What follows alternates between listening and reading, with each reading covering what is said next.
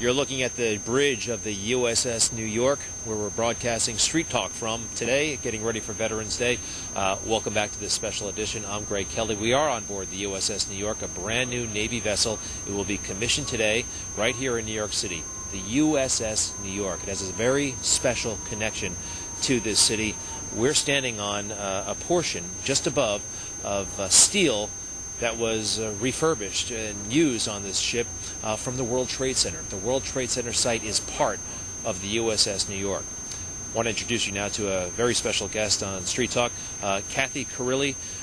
First of all, welcome. Nice to see you. Thank you. Kathy, you lost your husband on 9/11? That's correct. Tom Sinton worked for Cantor Fitzgerald. He was in Tower 1 on the 105th floor. Now you're on the USS New York. You know where you're standing. Right below us is the steel from the World Trade Center. How do you feel about that? It's overwhelming. I could think of no better way to honor everyone who was lost on 9/11 by putting a ship together, having its mission be to counter terrorism. I think there's no better way to honor them, and I feel a big connection with Tom and everybody that was with him that day. And it hit you as soon as you set foot on the ship today. Yes, it was quite emotional. Well, since September 11th, you've gotten busy, very busy, with helping Marines and soldiers, sailors and airmen who are fighting wars overseas. Tell us about the Tower of Hope. You're the president and founder. Yes. The Tower of Hope was created in memory of Tom Sinton, and what we do is we provide service dogs to combat wounded veterans. And service dogs? Right, service dogs.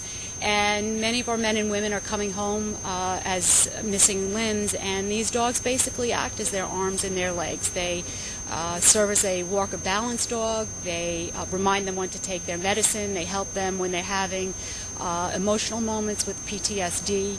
They open doors, close doors, turn on lights. There are a couple that actually do laundry, because we have some veterans who've lost both their arms, believe it or not.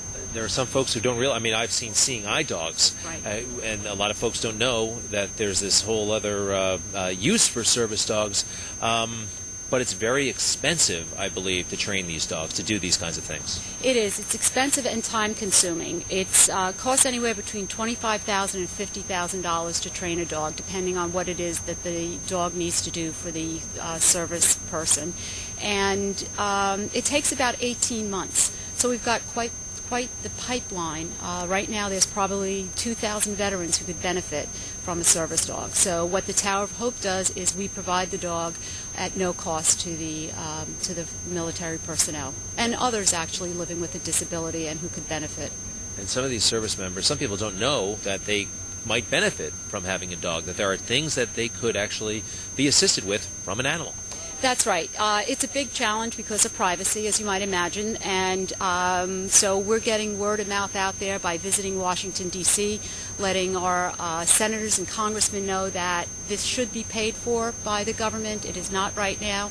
And we visit hospitals, and probably the biggest advocate for service dogs are some of the people who we've already given a dog to. It's changed their life. These kids are getting back to work, getting back to school. Many of them were in deep depressions, and now they're back to work. The dog has been a bridge to society for them. And they're cute. And they are cute. Oh, right. Well, Cathy Carilli, founder and president of Tower of Hope, thank you so much. And if it's okay with you, we're going to put your information on our website, okay? That would be wonderful. All right. Thank you. Go to myfoxny.com. And Street Talk. We'll be right back.